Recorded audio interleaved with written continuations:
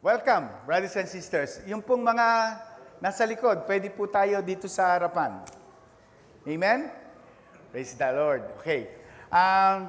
Ngayon pong umaga ay sasabihin ko po sa inyo na ang buwan po ng Agosto ay Family Month for TLA Grace Church.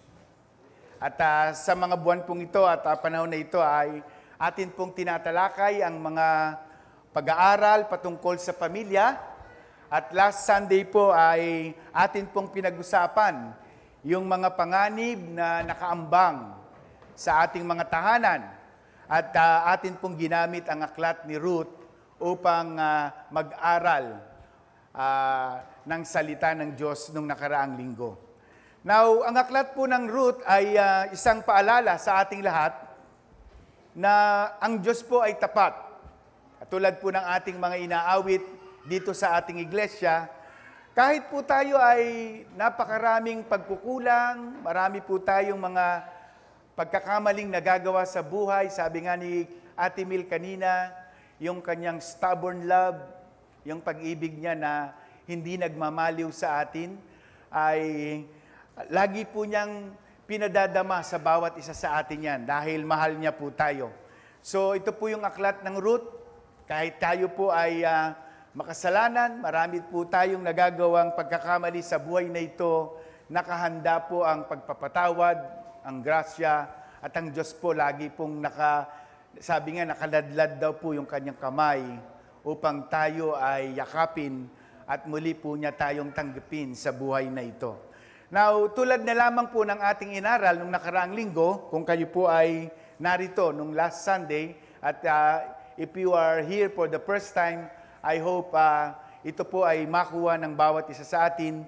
Inaral po natin na yung tungkol po sa maling desisyon na ginawa ni Elimelech at saka ni Naomi. Sila po yung mga biblical characters doon sa Book of Ruth. At ang nangyari po noon, iniwanan po nila yung kanilang lugar, yung Bethlehem of Judah, dahil po sa isang krisis. Marami po sa ating mga pamilya ay minsan napupuwersa pong magdesisyon ng mga bagay sa kanila pong pamilya dahil po sa mga krisis na nagdadaan sa kanilang buhay. At ito po ay napakagandang storya para sa bawat isa sa atin. Iniwasan po nila yung famine or kagutuman at sila po ay nanirahan sa isang lugar. At sabi ng Bible, or ng mga nag-aaral po ng mga dalubhasa, ang kanila pong pag-alis sa Bethlehem of Judah ay ang ginamit pong word ay yung sojourn. No? Pag sinabi mong to sojourn, wala ka pong intention na magtagal sa isang lugar. Ikaw ay panandalian lamang doon.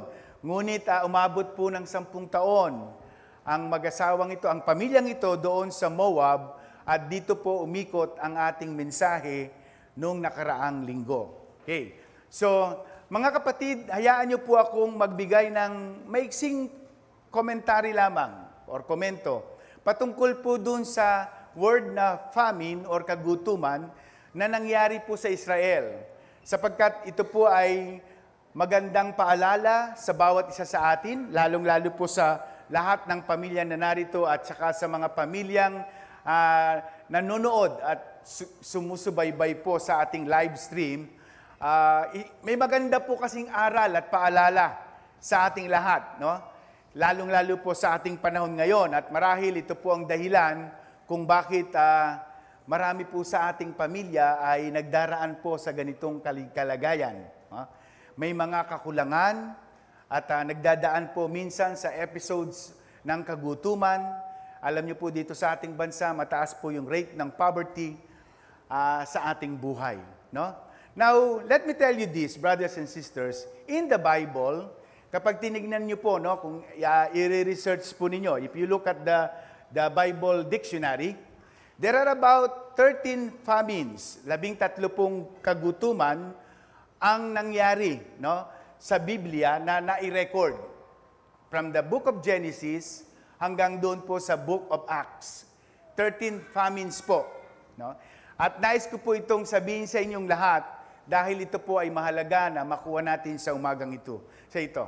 Now, the truth of the matter, brothers and sisters, is that God, kasi po marami pong naniniwala na ang Diyos daw po ay hindi present or hindi po siya concerned sa daily affairs ng tao. Now, as Christians, hindi po tayo naniniwala doon because sabi ng Bible, in Him we live and move and have our being. Kaya nga po, dapat po sa buhay na ito, sino po ba ang mga nag-a-attend dito ng mga parties, ng mga kabataan, yung mga children's party? Whether naimbitahan po kayo sa Jollibee or sa McDonald's o saan mong restaurant ng mga children's party, napansin niyo po ba para pagpapasayahin na yung maraming kabataan, mga bata at saka yung mga even the parents, ano po ang ginagawa ng mga companies na ito? Pinapapasok po nila yung kanilang mascot. So kadalasan po, knowingly and unknowingly, ito po mga kapatid, ang ating Panginoong Hesus minsan nagiging mascot po ng ating buhay. Bakit? Iniimbitahan natin siya sa ating buhay kapag meron lang tayong kalungkutan, meron tayong pangangailangan. No? Pagka meron tayong mabigat na pinagdadaanan. So we only invite Him para pasayahin or pagaangin po ang ating buhay. Pero bilang mga Kristiyano po at mananampalataya, hindi po siya mascot ng buhay natin. Ano siya sa buhay natin? Siya po ay monarch, hari. No? So instead of being a mascot, He is a monarch. At pag sinabi mo pong hari, siya po ang nagahari, siya ang kumukontrol dapat ng buhay natin. So hindi lamang po siya bisita sa buhay natin, kung hindi siya po ang Diyos na dapat sa lahat ng pagkakataon ng buhay mo, naroon siya. Sapagkat pag wala po ang Diyos sa presensya ng ating buhay, alam niyo po ano pong kasunod nun? Sigurado pong tayo po ay magdadaan sa maraming kapigatian, suffering, at saka po sa dipit. So, sa umaga pong ito, nais ko pong ipaalala sa inyo na ang Diyos po ay lagi pong nag-i-intercede sa daily affairs ng buhay. Huwag po tayong maniwala sa tinuturo ng mundo na ito na ang Diyos po ay wala, tahimik. No? Now, bakit ko po ito nabanggit? Sapagkat doon sa ating inaaral na text, yung Ruth, immediately, pag binasa po natin yung verse 1 ng Ruth 1:1, makikita natin doon, immediately we were introduced to a crisis, yung famine. Okay? Now, let us consider, brothers and sisters, yung upward workings that were happening concerning this famine in Israel. Ang Diyos ba ay alam niya ang nangyayari? Or nagulat na lamang siya isang araw, ay bakit mayroong taggutom sa bansang Israel? Now, tatandaan po natin, yung famine na nagbigay po ng grief at saka ng paghihirap doon sa bansang Israel, ay pinadala ng Diyos, madalas po, sabi ng Biblia, 13 famine ang hinayaan at pinadaan ng Diyos sa kanila sapagkat meron pong gustong ipaabot ang Diyos na magandang mensahe. So, it can be said, with full biblical backing, ito po, hindi na po tayo nanguhula or yung nagpe-presume. No? Ito po, may full backing ng Biblia na ang Diyos po madalas nagpapadala po siya ng kahirapan, ng kagutuman sa bansang Israel dahil meron po siyang mensaheng nais iparating sa kanyang mga anak. Now, the famine came because of sinfulness of His people and the forgetfulness of His people. Tatandaan po natin, mapapansin niyo po yan doon sa 13 binanggit ko pag binasa po ninyo. Dumarating po ang problema sa bansang Israel kapag sila po ay nawawala na at sila po ay nagkakasala sa Diyos, hindi na sila sumusunod sa ating Panginoon. Makinig po tayong lahat na narito ngayon dahil ito po ay mahalaga, mga kapatid, sapagkat ang aking pong sasabihin ay pawang napakahalaga sa ating pamilya at sa bawat isa sa atin. Now, it seems to me that if God will send a famine to bring about repentance and remembrance in the congregation of the Lord. Kapag gusto pong gisingin ng Diyos ang natutulog na bayan at gusto niyang sumunod at muling manumbalik ang Israel sa Kanya, ganun po yung Kanyang ginagawang isang method. Now, this is not a popular teaching. Pag ito po ang itinuro mo sa isang kongregasyon o isang iglesia, alam nyo, lalong-lalo po sa panahon natin ngayon na ang gustong marinig ng marami ay ang Diyos ay mabuti, no? Good vibes lang, chill lang tayo. Ayaw po nating makarinig ng mga ganitong mensahe. Dito po sa panahon natin, madalas po kasi nating nire-reject natin agad, no? Na yung katotohanan o yung katuruan na ang Diyos nag-i-interfere sa human affairs or our daily living. Pag sinabi mong si Lord nandyan sa buhay mo sa araw-araw, i-reject kagad ito ng mundong ito. Now, this famine was sent in the days of the judges of Israel. Kung kayo po ay narito nung last Sunday, dumating po ang kagutuman nung panahon na ang nagahari sa Israel ay yung mga judges. So, sabi ko po, nagkaroon ng pinakamagandang commentary. Ano ba ang sitwasyon during the reign of the judges?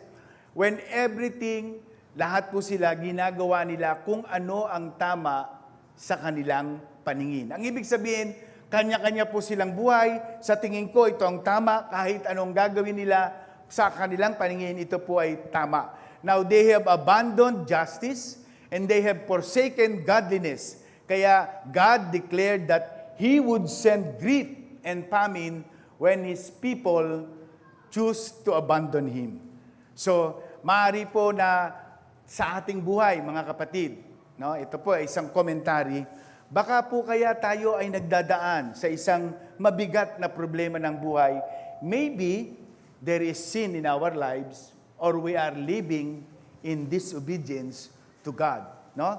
Now, sinasabi ko po, madalas ang Diyos po, ginagamit po yung mga difficulties, yung mga sufferings, yung pong mga bagay na ito na naggigising sa atin so that yung atin pong buhay ay muling manumbalik sa Kanya. I remember what happened during the pandemic.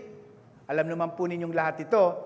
Suddenly, no, kung napansin niyo po ito, during the pandemic, ang dami pong tumatawag sa Diyos. Hindi po ba? Ang dami pong nananalangin during that time. No?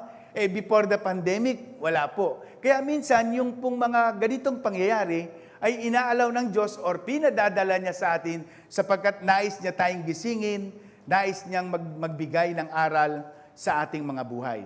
Now, sinasabi ko po, last Sunday, wala pong perpektong pamilya. Lahat po ay may mga kahinaan, meron pong pagkukulang na nagagawa sa buhay. Sa ating pong pag-aaral ng Aklat ng Ruth, no, kung nandyan po ang inyong mga Bibles, makikita natin na kung papaanong ang grasya at ang pag-ibig ng Diyos ay maaari tayong tulungan. No? Tutulungan po tayong harapin yung mga panganib na nakaambang sa ating mga pamilya at sa ating mga tahanan at kung paano natin ito maiiwasan upang magkaroon tayo ng isang malakas at matatag na pamilya. Yan po yung ating purpose ng ating pag-aaral sa buong buwan ng Agosto. Now, last Sunday po, tinalakay po natin yung mga problema. Ano ba yung mga problemang nagdudulot ng stress sa isang tahanan o sa isang pamilya? So, mabilis ko pong babanggitin sa inyo. Una po, sinabi natin, pwedeng manggaling ang problema sa culture, yung ating kultura. And then, nabanggit po natin yung role, yung influence ng media, yung consumerism, yung materialism. Another problem na atin pong tinalakay nung last Sunday, yung pong pwedeng panggalingan ng stress or problema ng ating mga pamilya, yung mga natural forces, yung natural disasters, katulad po ng mga bagyo, no? Yung mga calamities na ito, nagbibigay po ito ng problema sa ating mga pamilya. And then, last, yung pong health crisis. No? Magugulat ka na lamang, nagpunta ka sa doktor, at ibibigay sa iyo yung hindi magandang balita na ikaw ay merong sakit sa iyong pangangatawan. So, yung mga health crisis na ito, nagbibigay po yan ng mabigat na problema at stress sa ating mga pamilya. At dito po tayo magpapatuloy. This is where will I pick it up. No? Another source of stress, brothers and sisters, for the family is coming from our personal choices. Ito po, mahalaga po ito.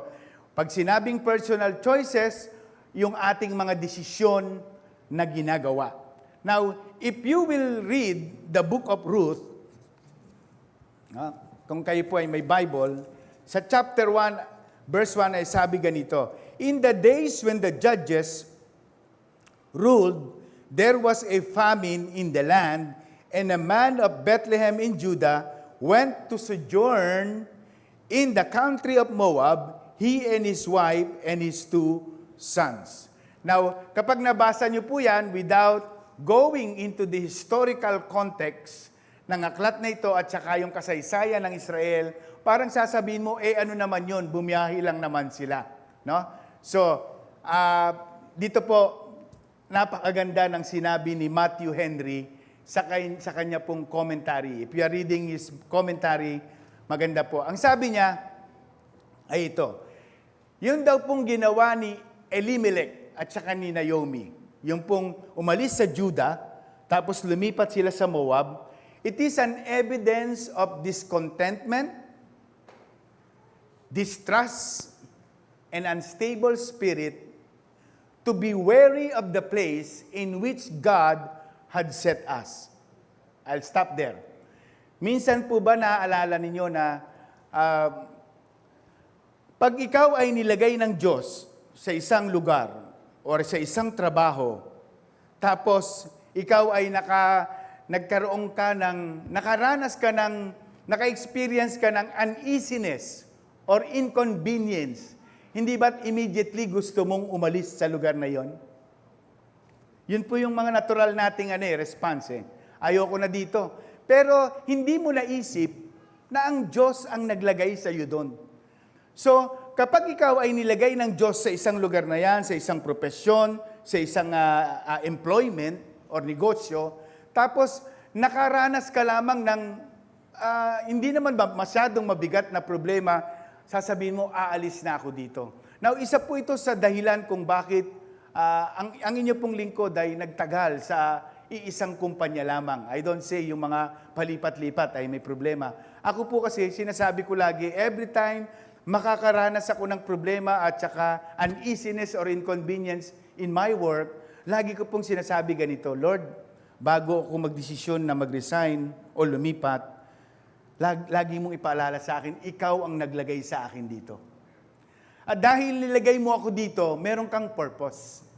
So, ganun po dapat that is how we approach life. Lord, nilagay mo kami sa lugar na ito, sa ganitong gawain, sa ganito, dahil meron kang purpose. Now, si Elimelech at saka si Naomi, nung naranasan nila yung famine doon sa Israel, immediately, they went to Moab. No, mamaya, bibigyan ko po kayo ng a little bit historical background para maintindihan nyo kung bakit natin ito pinag-uusapan. Sabi ni Matthew Henry, no, if he had that zeal for God and His worship, kung meron lamang siyang marubdob na pagpupuri at pag-ibig sa Diyos, sabi niya, hindi siya dapat madaling nagdesisyon no umalis doon sa Judah at pumunta doon sa Moab. Now, tignan nga natin ang mabilis lamang yung historical background nitong Moab so that you will know yung gravity nung ginawa na desisyon ni Elimelech at saka ni Naomi. Now, Moab was the product of incest. Makikita nyo po yan, babasahin nyo na lamang po sa Genesis chapter 19. Naalala nyo po ba nung naghiwalay si Abraham at saka si Lot? Tapos pinili po ni Lot yung lugar na Sodom. Now, alam po ba ninyo, yung kanyang sariling 2 anak na babae ay naanakan niya. At ang isa po doon ay yung po yung lahi ng Moabites. That is a product of incest.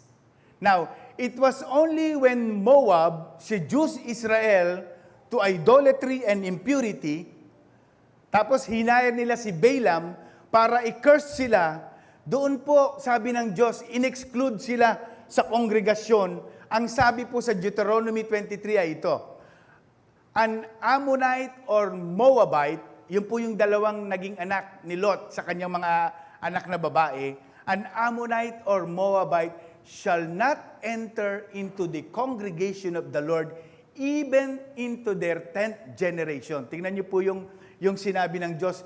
Doon sa hanggang ikasampung saling lahi, hindi po pwedeng pumasok yan sa kongregasyon ng Diyos.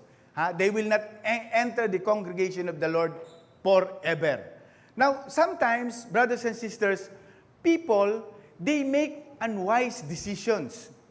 Minsan po yung mga desisyon natin, hindi naman masyadong big thing. Katulad po ni Elimelech, lumipat lang naman siya ng lugar, ng bahay. Okay? But, eto po, yung hindi nga siyang momentous or big thing, pero it lead to tragedies. No? Sa ating buhay at sa ating pamilya. Halimbawa po, isang teenager, pinili niya pong makisakay sa isang kaibigan. Tapos yung kaibigan na yon, umiinom, no? Lasing, nagmamaneho, na-disgrasya sila at sila ay namatay. Wala naman pong masyadong mabigat doon sa desisyon na makisakay ka lang sa iyong kaibigan. Kaya lang po yung palang driver na kaibigan mo ay lasing o naglalasing. So, yun po ang kinapahamak ng kanyang buhay. Naalala ko po yung kaklase ng aking mga anak during the time when they were in high school. Alam nyo po, ganun yun eh. Nakisakay lang yung kaklase nila sa isang kaklase, kaya lang lasing po yung kanilang kaklase. At dito po sa may somewhere in Katipunan, they met that tragic accident that cost their lives. No? Decision, personal choice. Another thing, may isang babae, he decided to drink, makipag-party sa kanyang mga kaibigan, no? Nakipagkasiyahan. And that girl ended up pregnant. No? Napahamak ang kanyang buhay, nakipag-party lamang. And then, hindi lamang siya napahamak, nagkaroon pa siya ng sexually transmitted disease. Small decisions, no? But it can have a momentous consequence if we will not protect our lives and our families. So ito po mga kapatid, yung ating mga personal choices, yung ating mga desisyon, pwede pong magbigay ng malaking problema at stress sa ating mga pamilya. Now, dahil ganyan pala, meron palang eternal consequence or significant yung ating mga desisyon. Lalong-lalo po sa ating mga narito na mga magulang. Or if you are a leader or a president of a company, mag-iingat po tayo sa ating mga desisyon ginagawa. Bakit? It could have an eternal, significant consequence sa ating pamilya, sa ating negosyo, at sa ating mga buhay. Now, gayon pala, dapat pala pinipili natin yung ating mga desisyon, dapat pala naka-align pala ang ating mga desisyon sa mga prinsipyo ng Diyos. Huwag po kayong magde-decide something about your life or your family na taliwas sa gusto ng ating Panginoon. Now, tignan po natin ang nangyari sa sitwasyon ni Elimelech at saka yung kanyang desisyon at pagpili. Now, meron siyang apat na dependents or we call it, may apat siyang bibig na dapat pakainin at buhayin sa oras ng kagutuman at kahirapan sa kanilang lugar. Hindi ba at pag tinignan mo, tama lang naman na sila ay magdesisyon na o ilagay nila sa kanilang mga kamay yung paghahanap ng makakain or magpupunta ka sa isang lugar na pwede kang kumita ng medyo mas malaki. Kahit saan, no? Pwede mong gawin yun para buhayin mo ang iyong pamilya. Kaya lang ito po ang problema. In doing so, sa kanyang pagdidesisyon, it means he has to sacrifice his faith. Na wala pong masama kung ang inyong intensyon ay gumanda ang buhay ninyo at kayo kumita ng maganda. Pero kapag ang desisyon na yon, no, ay may kalakip po na isasakripisyo mo ang iyong pag-ibig sa Diyos at ang iyong pananampalataya, doon po papasok yung desisyon na ito na magbibigay ng malaking problema sa ating buhay or pamilya. Now, we sometimes think that we can move away from our problems. Madalas po, ganun tayong mga Pilipino. Tinatakasan po natin ang ating problema. Ayaw natin itong harapin. But we find ourselves, we just bring the problem with us.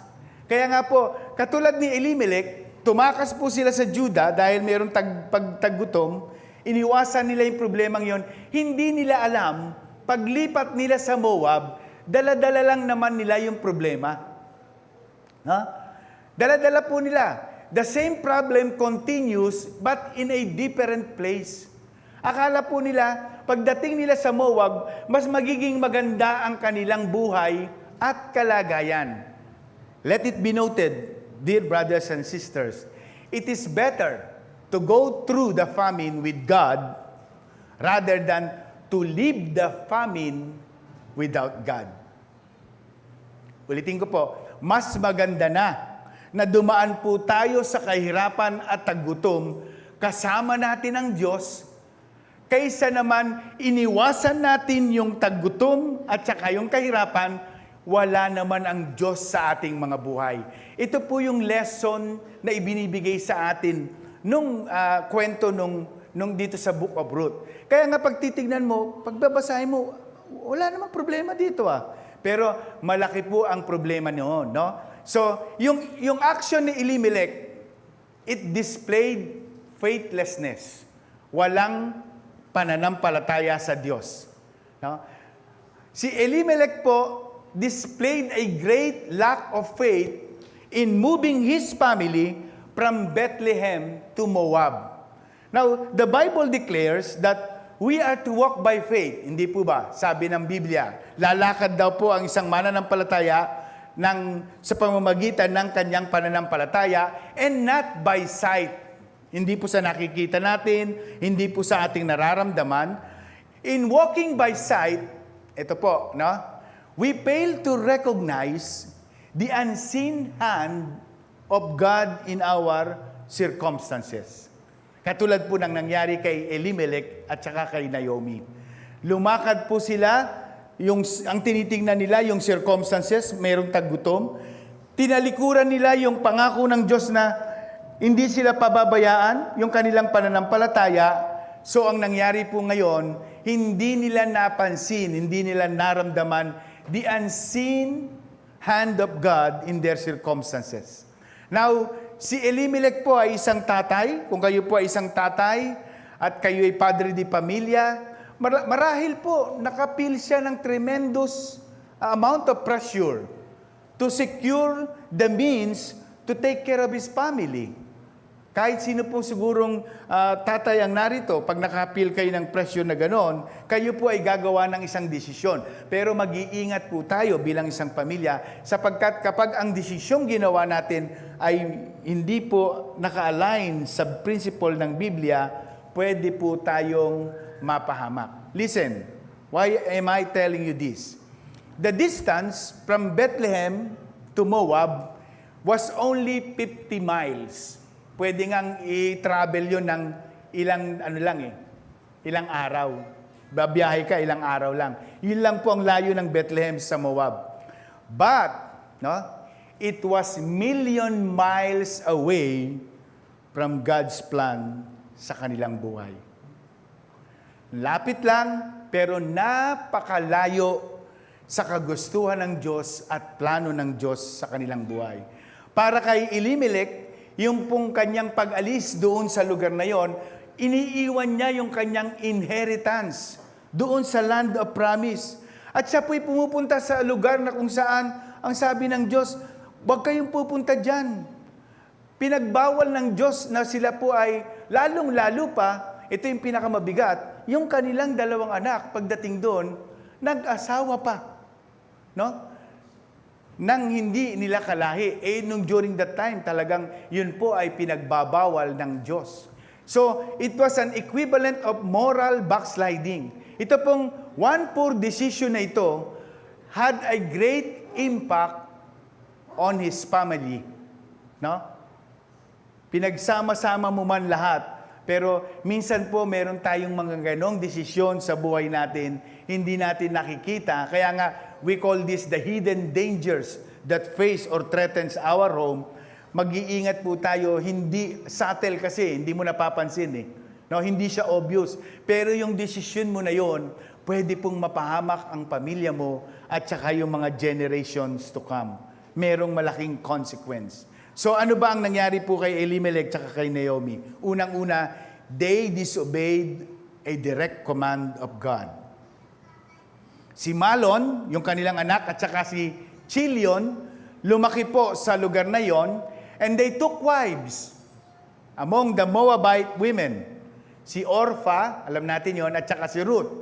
Again, this was a disobedience to God. Yun na lang paglipat nila, iniwanan nila yung promised land, hindi sila nagtiwala sa Diyos. No? It is a display of kawalan ng pagtitiwala at saka pananampalataya. Pagdating pa nila sa Moab, mas lalo po sila nagkaproblema ron. Bakit? Nag-asawa pa yung mga anak nila nang hindi sa lahi ng Diyos. Now, God commanded the Israelites to not marry among pagan nations surrounding them because God would like to preserve their religious identity and avoiding yung influence ng other beliefs ng mga nations na yon. Kasi alam ng Diyos, kapag nakipag-intermarry sila doon, yung kanilang mga asawang yon, magdadala yun ng kung ano-anong paniniwala at tradisyon sa kanilang tahanan. Hindi po ba't ganon? Kaya nga po ito madalas nating sinasabi sa ating mga singles, no? Ito po madalas kong isinishare sa mga nag-aasawa, huwag po ninyong gawing evangelistic mission ang marriage. Sabi, Pastor, anin ko na yan? Palagi ko naman, pag napasagot ko yan, magiging Christian yan eh. Di po ba? Ito yung problema. Paano kung ikaw ang nadala niya, hindi siya ang nadala mo? I have so many accounts, no? Kwento na ganun po ang nangyari. Even in my own family. Sa sarili ko pong pamilya, nangyari po yan. Akala nung kapatid ko, pag pinakasalan niya yung kanyang girlfriend, madadala niya sa fellowship, sa Panginoon, sa pananampalataya. Ang nangyari, siya po ang nadala sa kanilang pananampalataya. Hanggang sa ang mga anak nila, nagkalito-lito, hindi alam kung saan mag-a-attend ng Sunday worship, hindi alam kung ano yung dapat. Kapag kami po ay nagkakaroon ng celebration ng Christmas, nagiging problema, bakit? Yung kanilang relihiyon, wala pong Pasko. Hindi po ba laking problema nito nung binibigay sa ating pamilya dahil lamang sa ating mga desisyon? Now, si Malon at saka ito po, si Chilion namatay. No? Dumating yung panahon, yung ano yun, ito po, hindi natin pwedeng sabihin, kaya namatay yan kasi hindi sumunod kay Lord eh.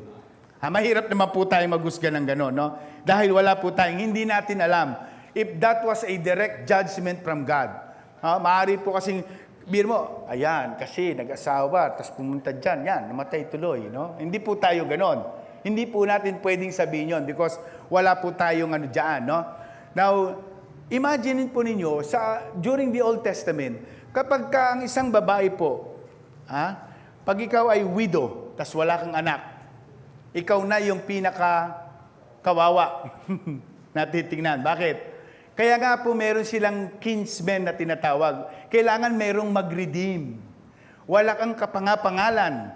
Kailangan merong umano sa iyo, umako. Merong umampun sa iyo. Kaya ang Diyos, ang ni-require niya noon, kapag namatay yung asawa, kung meron siyang kapatid, yun ang kanyang magiging kinsmen, magre-redeem sa kanya. Ito po yung nangyari kay Ruth. No? So, kasi walang kapatid na, naubos na yung kapatid nung anak nila Elimelech, yung kanilang kamag-anak na si Boaz, yung po ang nag-redeem sa kanila. So, na-consider nyo na po ba mga kapatid, yung negative impact ng ating disobedience in the eyes of our children? Listen to this. Kung ano po ang ginagawa natin sa loob ng ating pamilya, yan po ang makikita ng ating mga anak. At paglaki nila, yan din po ang kanilang gagawin sa kanilang mga pamilya. Kapag disobedient tayo sa kalooban ng Diyos, makikita yung mga anak natin, mga apo natin, makikita yan. Ang akala nila ngayon, kaya nga di ba sinasabi natin, ang laki ng responsibility natin whenever we dedicate children, di ba sinasabi natin, this child will grow in our midst, lalaki, at siya po'y magkakamuwang, kaya tayong nasa paligid niya, laki ng responsibility, mabuhay ayon sa kalooban ng Diyos. Bakit? Sasabihin ng batang yon, Lord, gusto kong gayahin yung aking tatay at nanay, yung aking ninong at ninang, dahil nakita ko ang buhay ni Kristo sa kanya. Paano kung hindi po gano'n ang buhay doon sa loob ng pamilya? Astig si AirPods. Gusto ko, ganyan ako. No? Sikat ito dahil daming pamilya nito. No? Ang dami kong kapatid sa iba't ibang kanto. Basta bawat kanto, meron akong kapatid. Gagayahin ko yan si AirPods. No? Si AirPods, ano yan eh? Paggising pa lang yan, malagihay na yan. May hawak na gin yan. Paglaki ko, gagayahin ko yan. Mga kapatid, hindi po ito wala po kong inaano. Kung ano ang nakikita sa loob ng ating pamilya at kinalakihan. Kapag nakitang lahat ng mga magulang bengatibo, no? Huwag kang pumayag, anak. Yang di tayo pwedeng api-apihin ng mga ganyan. Alam niyo, paglaki po ng mga batang yan, ganyan din yung mga desisyon. So, he disobeyed a direct command from God. Ano pa yung pangalawa? He devalued his spiritual heritage in the sight of his family. No? Nawalan po ng halaga yung kanilang Christian heritage sa kanyang pamilya. Yung the land that he owned was more than just a family farm. Parang, farm lang naman yan, wala namang problema yan. It was a spiritual inheritance from God. Kung ikukwento siguro ni Elimelech sa kanyang mga anak, kung papaano silang nagkaroon ng lupa doon, yun yung matagal na pangako ng Diyos, the promise. At kung sila po ay magte-trace back, imaginein mo, dati mga slaves tayo sa Egypt, ang dami nating pinagdaanan, ang dami nating panganib, ganito, ganyan. Narinig ko po si Pastor Ed Lapis minsan nagkukwento po sa kanyang preaching. Sabi niya, ito daw po ang problema ng maraming pamilya. Habang nanonood si Mrs., nakikinig ako, sabi ko, Ma, makinig ka dyan, magaling ang pastor na yan. Pastor Ed, sabi niya, ito po ang sabi niya, no? Marami daw po ngayong mga pamilya, ang mga magulang, ang mga ninuno, ang mga lolo at lola, napakasisipag, nagpundar ng malalaking negosyo at saka kayamanan. Pagdating sa susunod na generation, okay pa. Pagdating sa mga dulo-dulo, dahil hindi naman nila pinaghirapan at wala silang doon, lustay ng lustay hanggang sa naubos lahat ng pinaghirapan. Pero kung babalikan nila kung papaanong nag-umpisa, alam nyo, kaya nga ito mahalaga po sa ating mga anak, sa ating pamilya. Ikwento ninyo sa kanila, saan ba tayo nag-umpisa pinagpala ng Diyos? Kahit na po sabihin nila si Papa naman, para namang basag na record eh. Parang paulit-ulit, huwag. Kaya nga sabi ng Deuteronomy, ano sabi? Habang natutulog, habang naglalakad, ikwento ninyo sa mga anak ninyo, sapagkat ayaw ng Diyos na malimutan natin, ng ating henerasyon, ng ating pamilya, yung kanyang pagliligtas, yung kanyang kabutihan. Kaya tayo po, ikwento natin sa ating mga anak, sa ating mga apo, anak, dati ganito lang tayo, napakabuti ng Diyos. Pinagpala tayo hanggang ngayon, ganito, ganyan. Para generation to generation to generation, they will glorify God. Pupurihin nila ang Diyos at sasabihin nila, hindi dahil sa mga magulang ko yan. Oo, ginamit sila ng magulang. Dahil yan sa kabutihan at katapatan ng Diyos na pinaglagakan ng tiwala ng aming mga mahal sa buhay. Hindi po ba? Kaya yung ginawa ni Elimelech, he devalued his spiritual heritage. By leaving Judah, he was turning away from the land that God had promised to his ancestors, si Abraham, si Isaac, and Jacob. Naaalala ko tuloy yung pinapanood namin ni Donna na teleserye. Yung Dirty Linen. Sabi nung pamilya, pamilyang Piero, sabi ito, remember your family. Ha? Kahit po mali ang ginagawa, ang una mong ipagtanggol ay ang iyong pamilya. No? Ito rin po yung itinuturo ng Diyos sa Israelites. You remember your heritage, you remember your patriarchs, no? Remember what God has done for you. No? Yung pong promised land, meron pong deep religious and spiritual significance yan sa mga Israelita. No? Kasi regalo ng Diyos sa kanila yon, pamana para sa kanila. Eto si Elimelech, nakakita lang ng gutom, ng famine, nawalan ng tiwala. Kaya nung malaman, kung babasahin niyo po yung The Book of Ruth, nung narinig nila na ang Diyos ng Israel ay inayos na, nawala na yung famine, naisip nilang bumalik doon po sa Bethlehem of Judah. Doon po nagbago na naman ang kwento. Okay? Now, this is a definite departure from the promised land of Israel. At tapos yung pagbabalik nila, di ba galing na sila doon? Wilderness po yun eh. Doon po sila lang galing eh. Doon po sila diniliver ng Diyos eh. Parang walang iniwan po yan sa ating buhay Kristiyano. Niredeem na tayo ng Diyos dito, niligtas niya tayo dito, pagkatapos iniiwanan natin itong buhay na ito, nagbabalik po tayo doon sa maruming buhay kung saan tayo niligtas at nilinis ng Diyos. Kaya nga, it is equivalent to moral backsliding. Binigyan ka ng promised land, babalik ka na naman kung saan kayo dating slave, ang daming Diyos-Diyosan, etc., etc. Hindi kumikilala sa Diyos. By choosing to live in Moab, si Elimelech, tsaka yung pamilya niya, they distance themselves to the covenant community. Mahirap po yun. Kasi mawawalan ka na ng mababawasan yung spiritual accountability mo tsaka fellowship. Imagine niyo po, this is our Christian heritage and family. No? Niligtas ka ng Diyos sa pamamagitan ng gawain na ito. Pag alis mo, iniwanan mo to, wala kang ibang pinuntahan. Na? You live on your own. Dinidistance mo ngayon ang iyong sarili dito po sa community na ito. Napakahirap po nun, no? So, yan po yung isang desisyon, hindi natin napapansin, pero malaki pong epekto niyan sa ating pamilya at sa ating buhay. Pangatlo po, he positioned this family for great and grave temptations. Hindi po ba? Bakit? Sabi ng Judges chapter 2, verses 2 and 3 ito, but you have not obeyed my voice. Why have you done this? Therefore, I will not drive them out before you, but they shall be thorns on your side, and their God shall be a snare to you.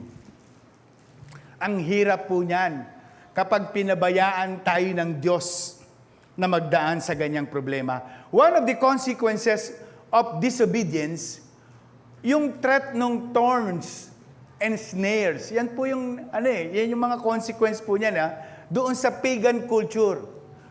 Sigurado po tayo, during the time na sila po yung nakatira sa Moab, itong mga asawa nitong mga anak nila, nagdala po yan ng mga unbiblical views of God and morality into their marriages. Yun po ang ayaw ng Diyos na mangyari sa kanyang mga anak at sa bawat isa sa atin na narito sa ating mga pamilya. Kasi yung mga Moabites, kilala po sila for their worship of pagan gods. No? Na ang layo-layo po sa pananampalataya ng bansang Israel. Tsaka sa kanyang pananampalataya.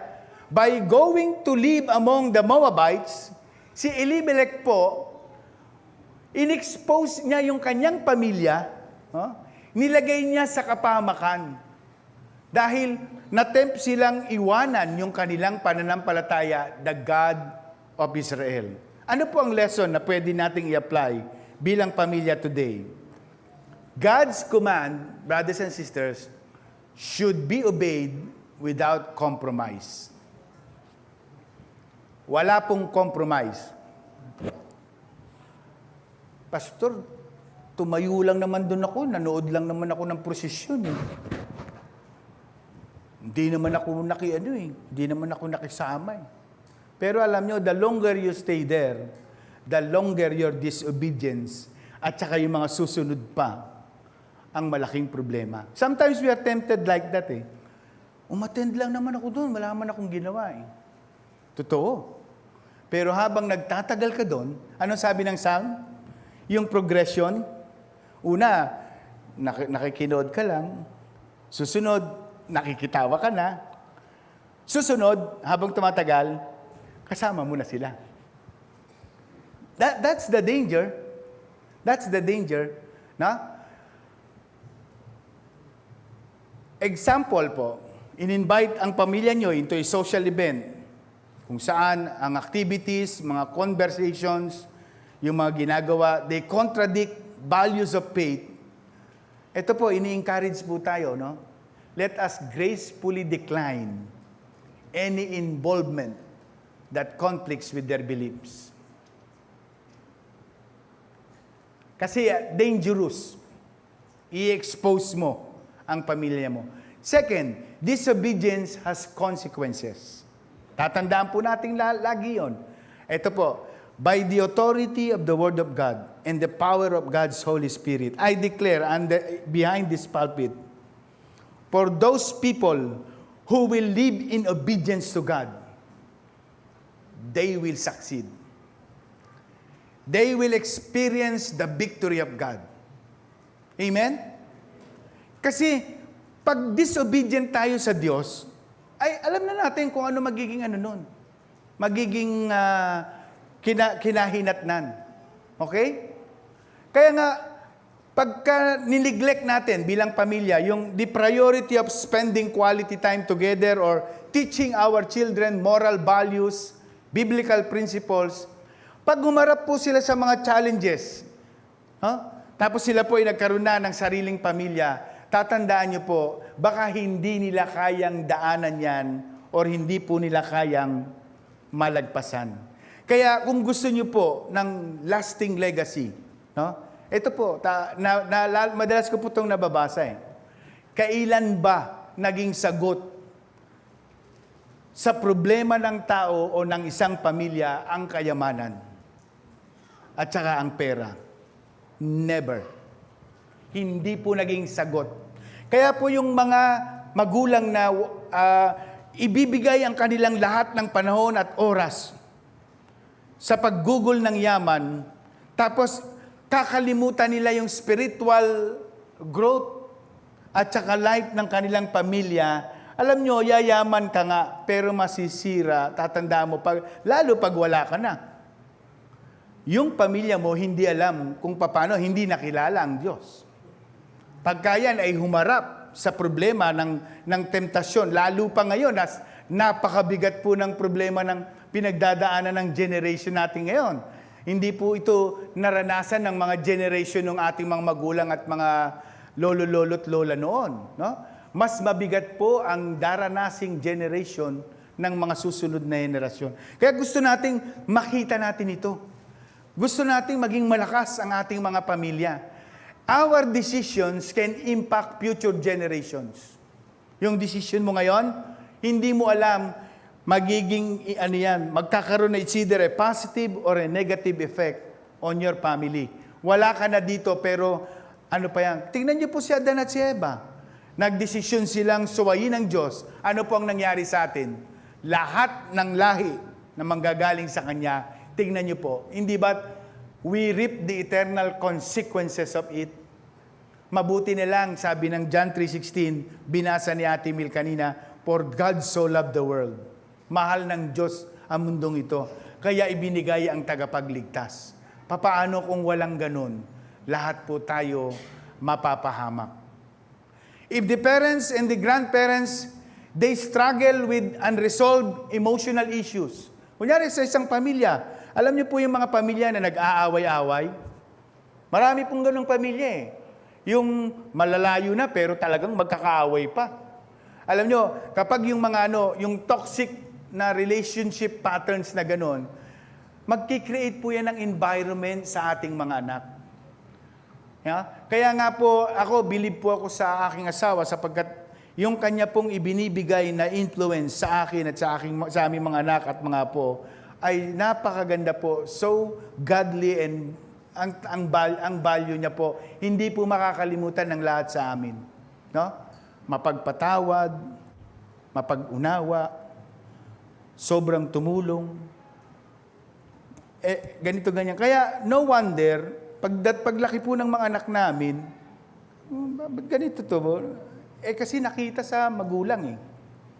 Hindi po ba? Kaya doon sa ating mga bago pong generation ng parents, I tell you, ganyan po ang gawin ninyo sa inyong mga anak.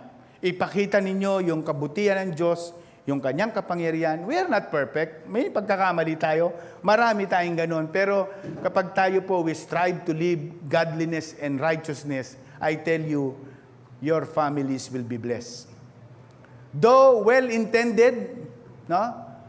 Ang ganda naman ng intention ni Elimelech at saka ni Naomi. Yung disobedience na did not alleviate their problems but aggravated them. Kahit anong ganda ng intention mo, hindi, imbes na nakatulong, naalis yung lalo pang lumaki. Sino pang mag-aakala pagdating niya sa Moab, mamamatay siya dun, hindi na makakabalik sa Israel.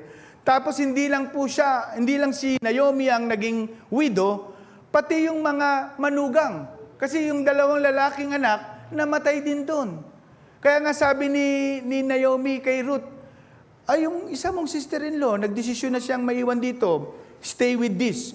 Dahil dito ang pamilya yung generation nyo. Ano sabi ni Ruth?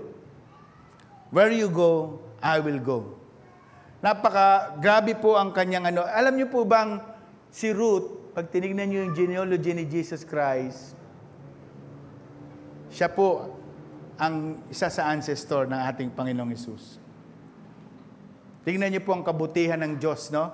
Ang dami nating pagkukulang, dami nating pagkakamali, pero pag bumabalik tayo sa Kanya, kinikilala natin yung Kanyang kapangyarihan, at saka whatever happens in this world, we are in His hands. Yung tiwala natin, I tell you, you will be blessed. Your parents will be blessed. Your families will be blessed. Your generation, your business, everything, God will bless. Kaya, ang pinakamagandang panalangin araw-araw, Panginoon, pagpalain mo ang aking pamilya, ang aking mga anak, at ang lahat ng generation na itatayo ng aking mga anak at mga apu-apuhan. Alam nyo, diringgin ng Diyos. Marami na pong kwentong ganun. Out of the family, ang daming pastor, ang daming presidente, ang daming senador. Hindi po ba? Yung mga naririnig nating pamilya, bakit? Kasi pala yung mga magulang, matuwid at saka napakaganda ng buhay at relationship sa Diyos. Hindi na nila alam, ang Diyos pinagpala yung lahat ng lahi. Now, Elimelech, Naomi's husband, died and she was left with their two sons. Both Mahlon and Chilion also died, and Naomi was left without her two sons and her husband. Now, nung namatay po ang pamilya niya, nang sila po'y pumunta sa Moab, yung buhay nila, they did not find it easier. Hindi naging madali para sa kanila, no? Imaginein mo, merong naiwan na dalawang lalaki, and then pagkatapos, namatay pa sila. Bethlehem's famine, yung kagutuman doon, is nothing compared to Moab's funerals. Hindi po ba? Diyon, nagutom lang sila . Pagdating sa Moab, hindi lang gutom, naubos pa. Mas mabigat na problema ang kanilang dinanas. Now, sabi ko nga kanina, mahirap pong sabihin na ang nangyaring ito is a direct hand of God's judgment against them. Sometimes, it is difficult to discern bakit yung mga tragic things nangyayari sa buhay natin. Pero ito ang sigurado tayo. What is certain is that change of scenery, kahit saan po tayo pumunta, didn't make it better. Kahit saan kayo pumunta, kapag ang heart ang ating relationship sa Diyos ay hindi tama at hindi maayos, ganun at ganun din ang mangyayari. Kaya po sa aming trabaho, sa maraming branches ng aming kapag meron pong problema, meron pong mga ganung branch managers na, sir, ilipat mo si ganito, laki ng problema ko dyan sa yan. Alam nyo, hindi ko po pinakikinggan yung ganung request. Bakit? Sabi ko, pag nilipat ko yan, lilipat ko lang yung problema. Ang gawin mo, ayusin mo yan, i-reform mo, ganito, and then, malulugod ang Diyos kapag na-turn around mo yan. Tama ako, di po ba? Pag nilipat ko yun, nililipat ko lang problema. Hanggat hindi po nababago yung puso, dadalin at dadalin lang naman natin yung problema doon. No? So, consider this big promotion. Ang laki kunyari ng promotion mo. Ganda ng Kaya lang, nawala ka naman sa church. That's why, in my family, this is my warning.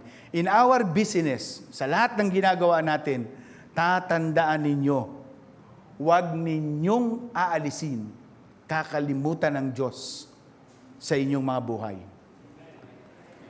Kasi po, very dangerous Hindi po ba? Paano kung doon na matuon? Hindi. Hindi po tayo nabubuhay tayo.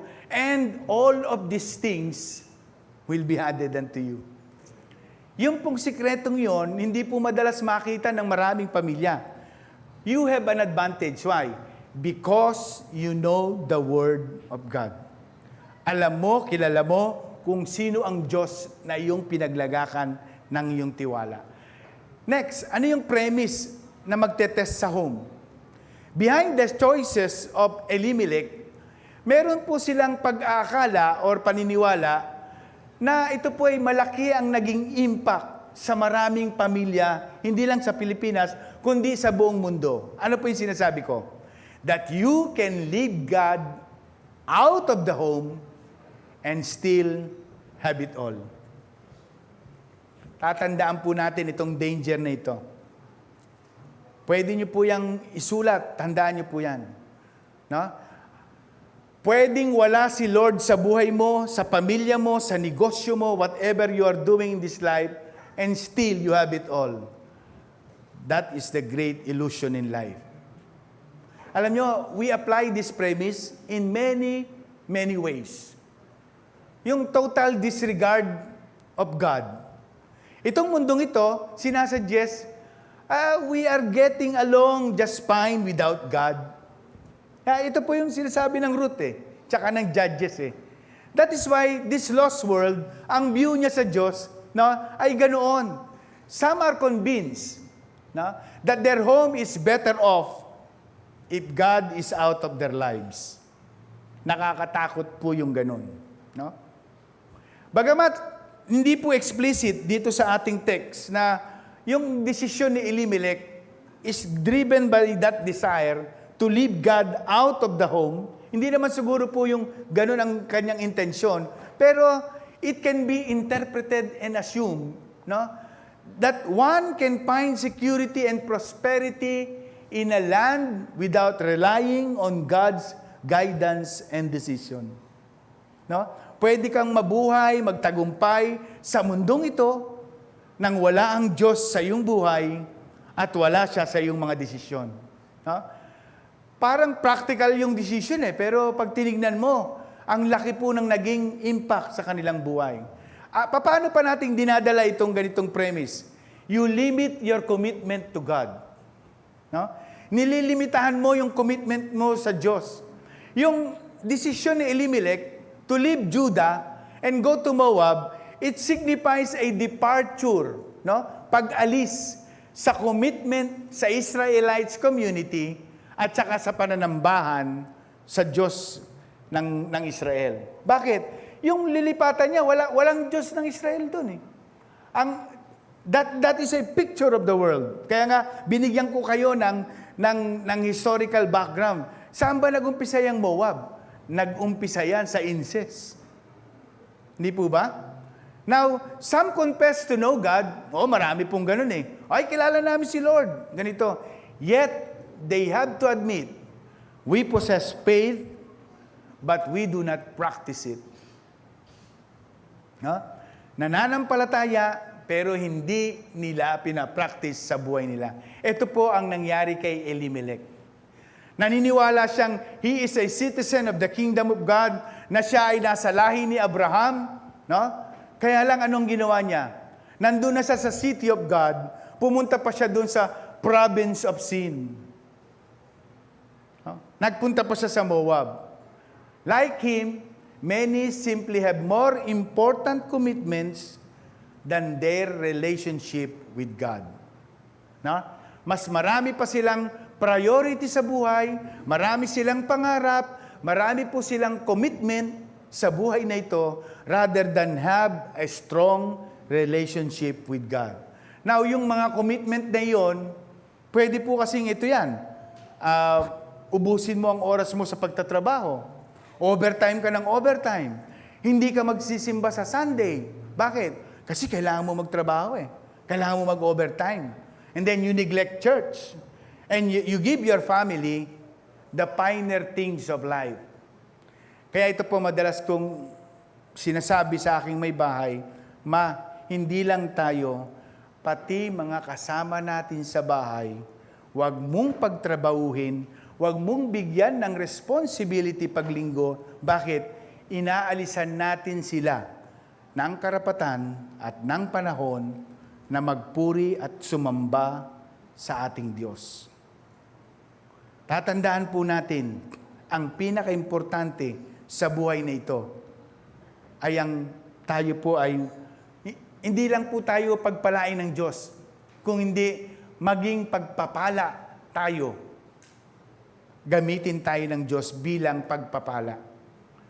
Now, Moab offered food, but no faith. Mamimili po tayo eh. Sa Moab, marahil maraming mga lechon, mga ham. Kasi Israel, taggutom. Pero anong wala doon?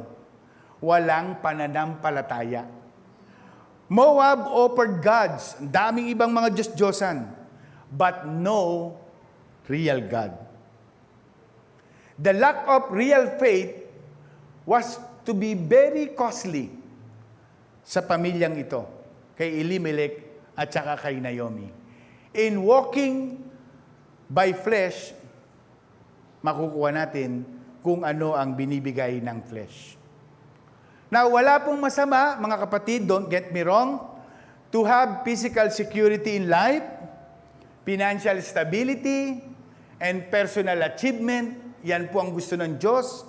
But, they are not inherently wrong, but prioritizing them, listen to this, prioritizing them at the expense of our faith can lead us astray.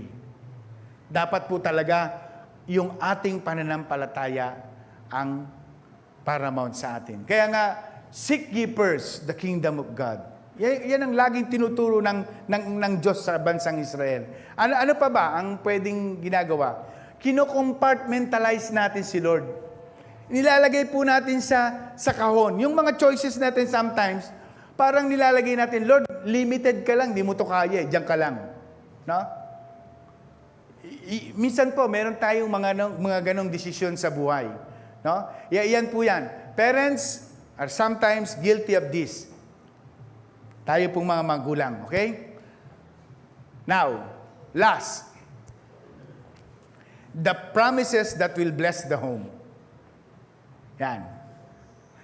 Nakatago po sa istoryang ito ng Book of Ruth, isang lalaki na naniniwala na kapag iniwan niya, sinantabi niya ang Diyos sa kanyang buhay nang walang consequence, walang mangyayari sa kanyang pamilya. They are two redeeming promises. Unang-una, the promise regarding God. Magmula po sa istoryang ito, natutunan natin ang Diyos ay tapat despite our shortcomings. Yan po yung gusto kong makita natin mga pamilya. Kahit po marami tayong pagkukulang, ang dami nating mga bagay na nagagawa na taliwas sa kalooban ng Diyos, pero yung kanyang katapatan, yung kanyang provision sa ating buhay, yung grasya niya, laging naroon sa atin. Okay? Yan po yung istorya ng aklat ni si Ruth. Pangalawa, the promise regarding your inheritance. No? Yan. Kahit po kayo ay nalayo sa Diyos, kung kayo ay tunay na anak ng Diyos, sabi nga po kanina ni Ate Mil, yung parable of the loving father, no? Yung alibugang anak, ginawa niya ang lahat. No? Inubos niya ang lahat, pero yung tatay, nag-aantay sa kanyang bumalik at ibinigay pa ang lahat sa kanya. I tell you, brothers and sisters, ang pangako ng Diyos, He who began a good work in you and your family will be able to complete it. Mga kapatid, yan po ang storya ng aklat ni Ruth. This teaches us that we can always turn back to God. Pwede tayong manumbalik sa Kanya, hingiin ang Kanyang kapatawaran, ma-experience natin yung Kanyang restoration. Kapag tayo po ay totohanang nagsisi ng ating mga kasalanan and we realign our lives to God's will. Alam niyo po, yan ang ating mararanasan. Minsan, we stumble and we make mistakes, but God's promise remains steadfast. With God, only with God, can you have a full and satisfying life. And then, when we die, pag wala na po tayo sa buhay na ito, your true inheritance will await you. At alam natin, yan po yung naghihintay sa atin sa tahanan ng Diyos. Ito po, let me conclude on this. We must reach out our families. Meron po kayong problema sa inyong pamilya ngayon. Kung ngayon po nangungusap ang Diyos sa inyo, meron po sa miyembro ng pamilya ang talaga pong mabigat ang hidwaan, merong hindi pagkakaunawaan, hindi makapagpatawad, may nagawang hindi maganda sa inyo, you reach out to your family, and then you tell this story to your children. Ikwento niyo po ito sa inyong mga anak. No? Alam niyo po, yung mga po namin, si Donna, lagi po siyang may sinasabi, anak, Apo, what is our rule number 1? Alam niyo yung mga bata, pag tinanong mo, alam nila, rule number 1, love God above all. No fighting. Hanggang anong rule ka na ba? Rule 6 na yata siya. Laging sinasabi sa mga bata, pinauulit-ulit na gano'n. And then our Sunday school, di ba? Tinuturuan ng ating mga anak, pagdating doon, no? Kukwento yan. Ikwento nyo po ito sa inyong mga anak. And please, stay out of Moab. Amen? Bakit? Ay, masarap lang yan sa una. I tell you, kapahamakan. I tell you, mapapahamak ang isang pamilya at ang isang buhay kapag tayo po ay lumayo sa Diyos.